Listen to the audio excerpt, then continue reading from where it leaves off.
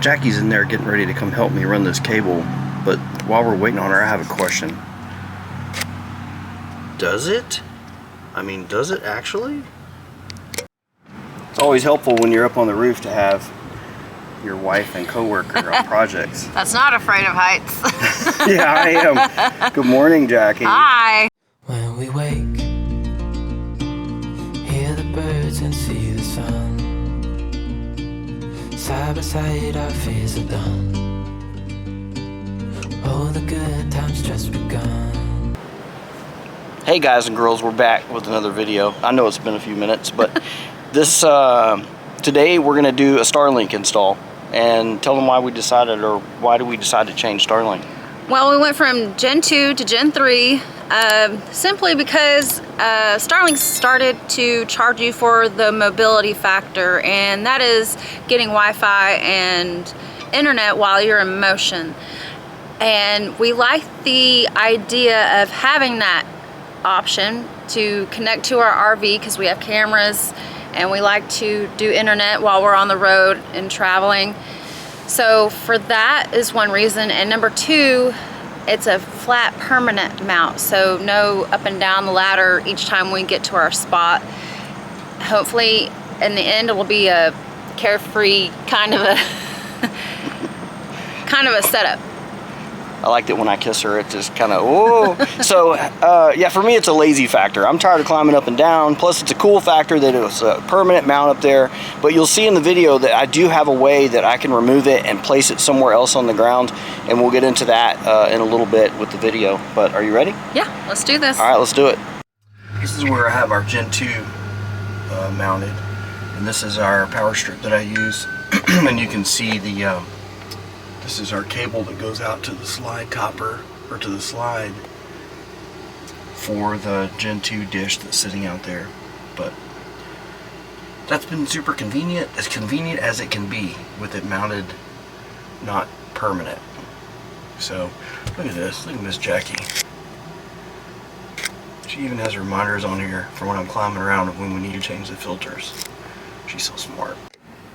The first step in running this cable is trying to figure out where that access tube comes down from inside, or from the roof. So I think I have a plan. Jackie's going to help me. Just got to get up on the roof, and I'm going to try and use a light. Y'all will see. But this is the first step for running this flat mount Starlink up on the roof. So up here on the roof you have the toilet vents, pipe vents, and then you have this black one. This is your cable pull through from the roof, and I'm planning on putting the Gen 3 flat behind that air conditioner right here in this space, so it's actually pretty convenient to be right there. First thing you have to do is get this little plug out of here that they put in.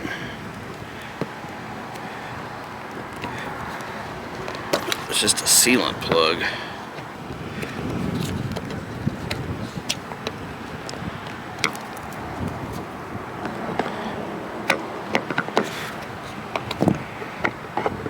And if you look right there, that's a Phillips head screw, or number 2. So I'm gonna go grab one of those. Just take this Phillips screw out.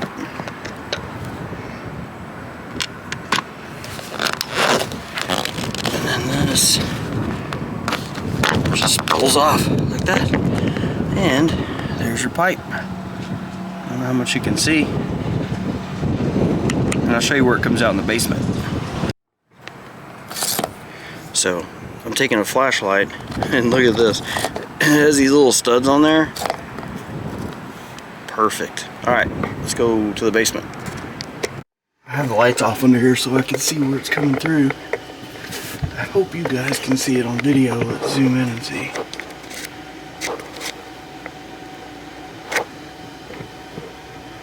Right on top of that pipe, looks like a little daylight.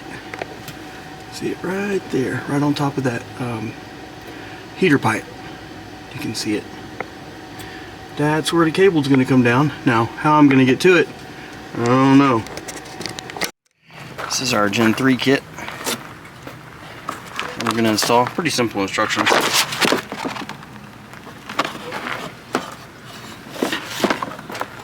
And that's our cable we're going to need to run.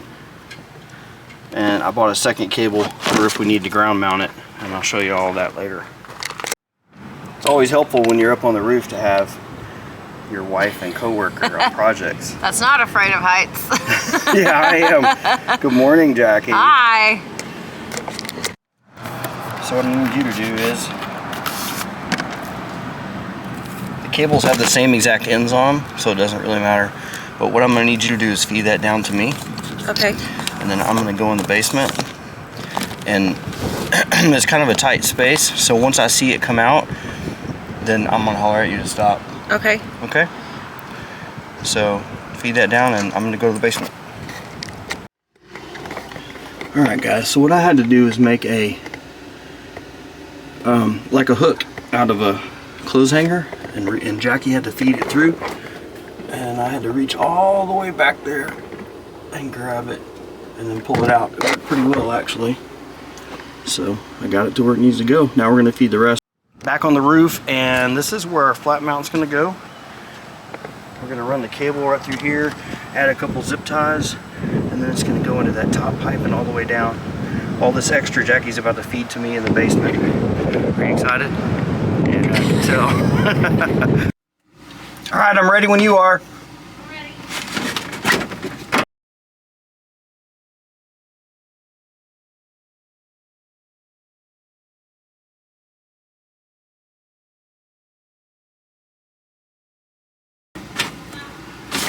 Alright. Alright, got that part done. This is that pass-through, and here's our new Starlink cable. And if you notice on the lid, there's these little holes, and those holes corresponded with these little tabs and this screw hole right here.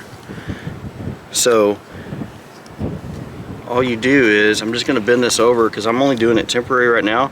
You line up that screw hole and wiggle it a little bit. Done. And it's still actually kind of tight. So I'll make sure I zip it to this, but I keep a little drain loop right here so the water doesn't follow it in. And I was wrong earlier, it is a number 2. It's not a Phillips head.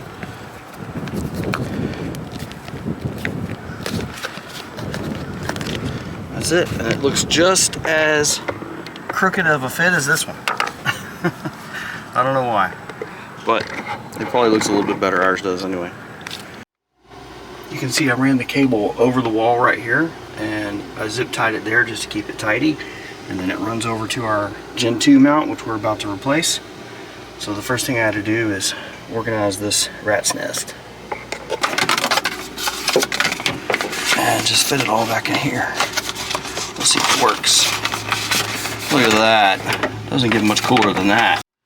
I got this Gen 2 mount off of Amazon, and it's done a great job for us. My only complaint is that anytime you do anything with the mount, you have to completely unplug your Starlink, so you lose your internet and all that anytime you take it off. So I'm going to do some speed tests later for you guys between the flat mount Gen 3 and the Gen 2 articulated sitting on the slide. So I'm going to have to hook all this back up, but for right now I got to shut it down. One thing I really like about this location, having this power strip down here, is that it allows me to, and I always like to stow, the Starlink before I power it off. So once it's stowed, then all I have to do is flip this switch, power's off. Pretty easy. And I probably went a little overkill on these screws, but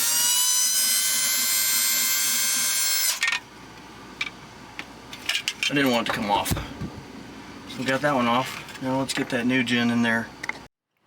So for the Gen 3 they changed things up. The Gen 2 is all in one. Your power and everything goes straight into the router. But on these, and they say they draw more amperage if you're trying to use this while boondocking, something to keep in mind. But now they give you a power supply and the actual router.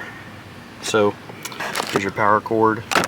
So what I did is I went on Amazon again and I bought a double mount that mounts the router up top and the power supply underneath it, so it's all tidy again. So we got to figure out spacing on that and get it mounted up. This wall is perfect for mounting that. There's nothing behind it. It's just a wall that covers all the insides of where the Unity board and some other things are. So it works perfect for mounting these. One thing they said to keep in mind with the Gen 3 is when you mount it, remember that your power supply slides in from the right. So you can't mount it flush. Like if you get it screwed in, you can't mount it against a wall on this side because you have to slide the power supply in from the right. So that looks about good to me. I'm going to put one screw in it, and then I got my level out because I'm a nerd, and we'll make sure it's level. So let's get that screw in there. Because that power supply slides in, you have to make sure that your screws are flat enough that they will fit flush in that hole.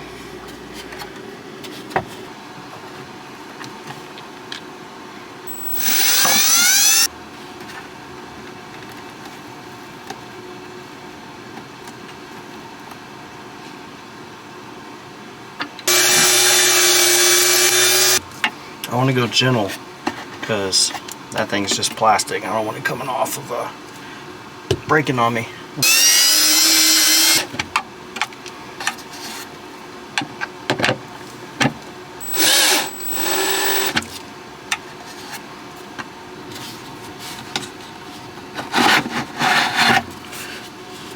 So you want to make sure that these screws are flush, and then we're going to slide this bad boy in like this, and then it has a little locking tab over here on the side, locks it into place, and then this is your power cord for your actual router.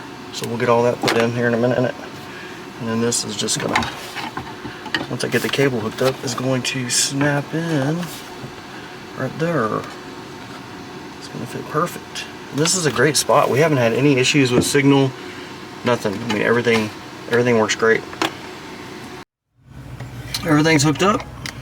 Everything is running. Kind of tidied up the cables a little bit. Right back there. Down here. So we're gonna do some speed tests and show you guys the difference from the flat mount and the version 2, Gen 2. Alright, so we're going to start with the speed test on the Gen 2. Let's see what we get.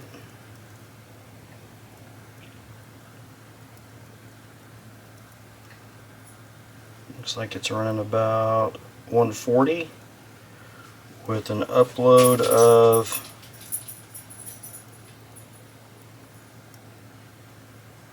14.5. I don't think it's going to focus, but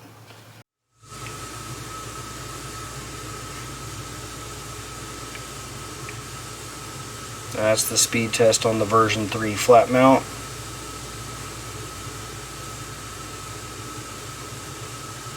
And upload, looks like we're getting less upload. Yep, less upload. But look at that other speed.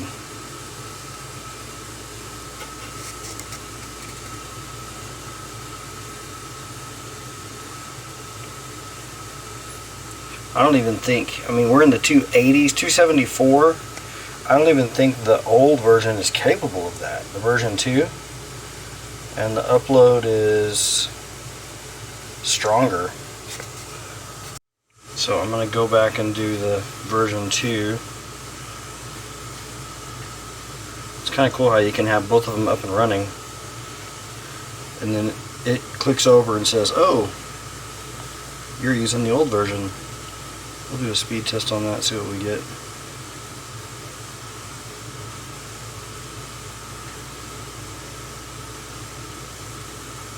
Yeah, in the 130s.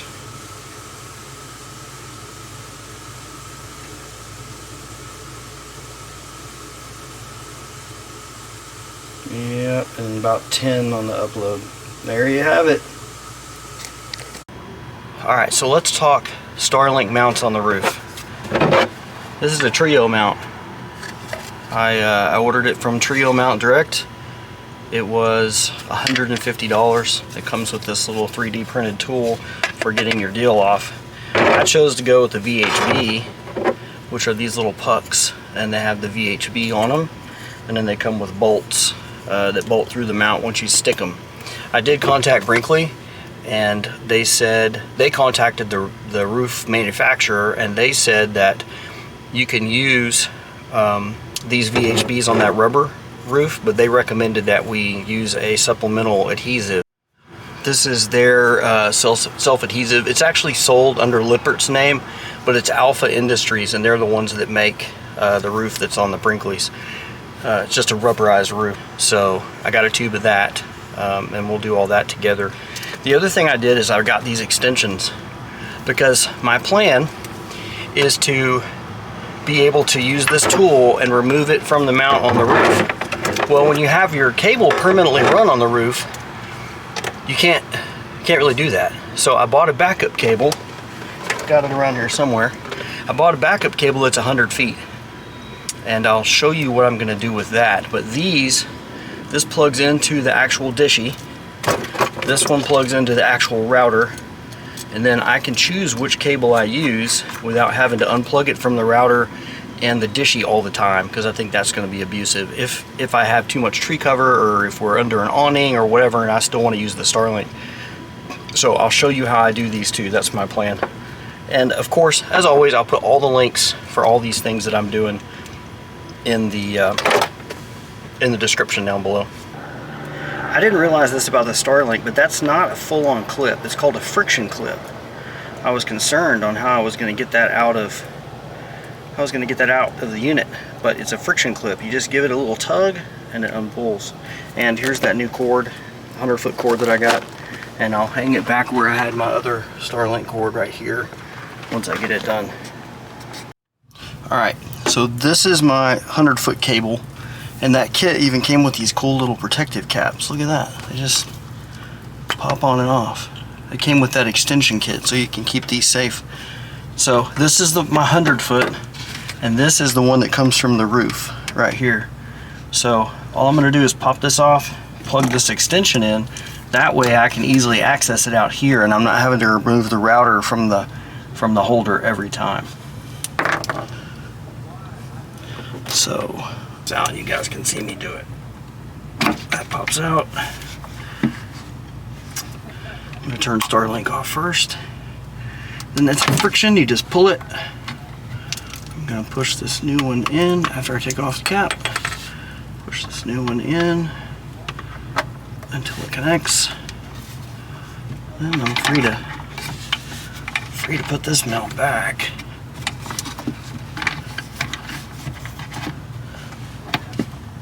Like that. Now, here's my connection. So I'm going to plug the outside one because we're going to test it to make sure it all works before we end up at a campsite somewhere and find out it doesn't.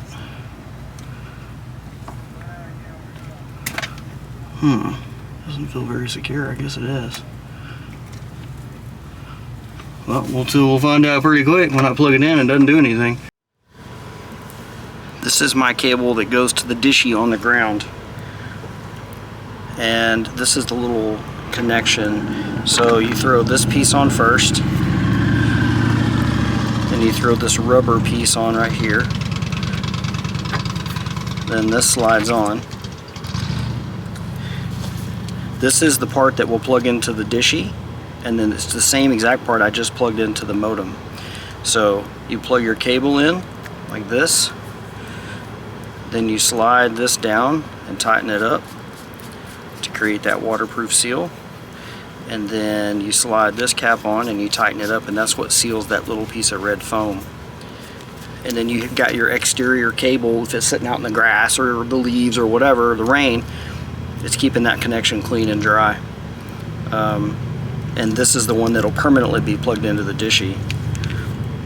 So that's all there is to that connector.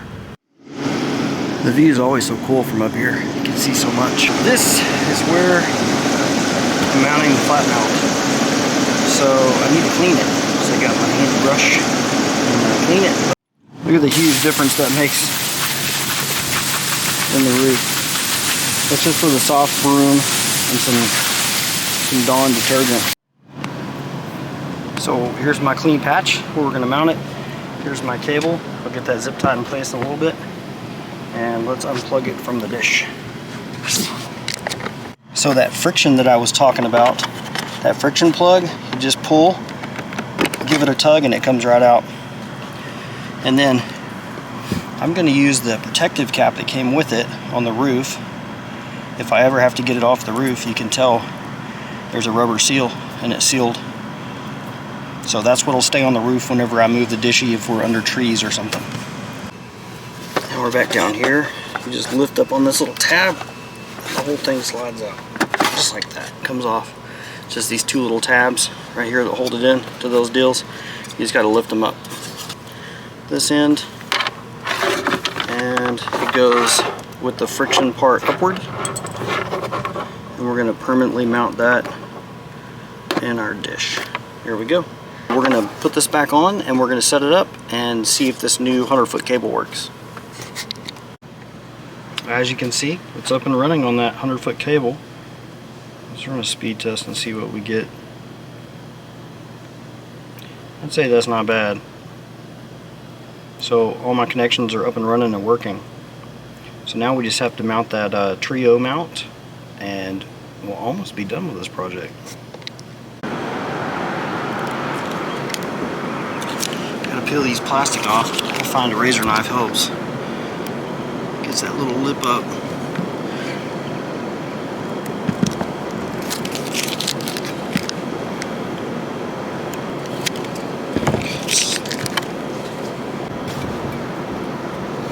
Alright, so this is that extra that they said I should use, and I'm just going to put a little dollop on each foot because it should spread out.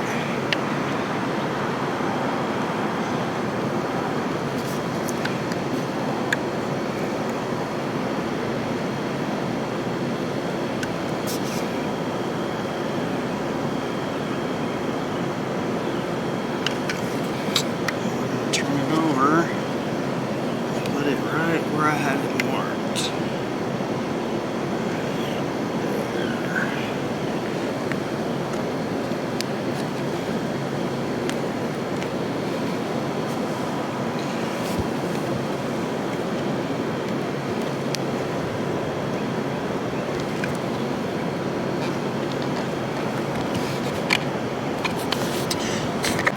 I'll tell you why I chose this location is they said you wanted to keep it away from pointing at the AC or anything that could be around it because it could show as an obstruction.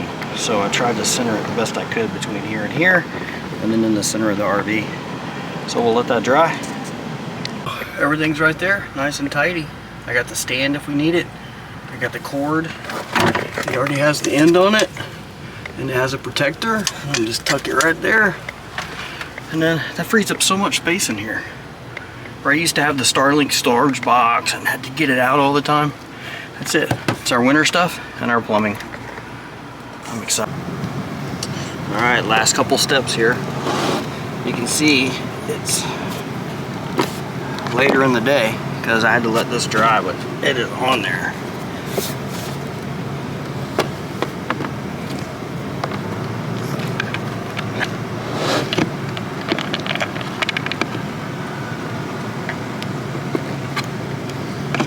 Place, slide it through here. That's it. It's down. Now let's tidy up this cord and we'll be done. There it is. That's the full install. Flat mounted on the roof. Got a little zip tie there, a little zip tie there, and I zip tied it before it goes into that one too. There it is. So I just ran that one. Let's run it again.